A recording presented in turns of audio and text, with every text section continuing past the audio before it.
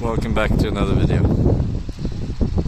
So we're doing some upgrades today on the 500 and it is kind of windy, so sorry about the wind noise.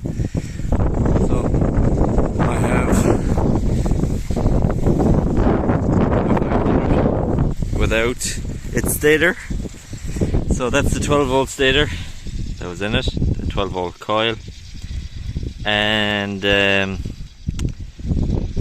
when I moved this turbine, I noticed that it was still making plenty of power in high winds, but the low wind stuff wasn't good. So I said, okay, well, I'm going to upgrade it to 24 volt because the longer wiring run and all that, there'll be less voltage loss. So then I said, well, why don't I go to 48 volt, because my controller can do 250 volts open circuit. It's a midnight classic. So that's what I did, and that's what I'm doing.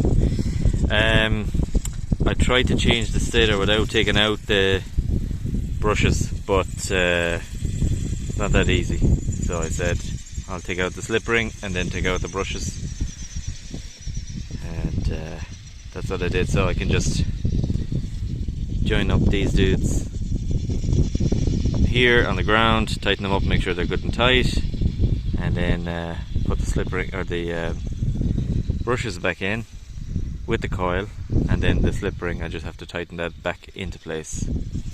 Yeah, so I might do another video soonish, hopefully today or tomorrow. There's a little bit of wind today, but nothing worth talking about. So yeah, that's the old one. It has got a little bit of water in there over the years, so it's probably 5 years old. It still works, the stator or the coil, but this is the new one. And comparing similar size, same gauge wire, I would say. Very close anyway, it's not the same. And also similar weight. Probably this one's a bit heavier because there probably is more wire in the 12 volt because it's carrying more amps. And yeah, so this one, we'll see what it does.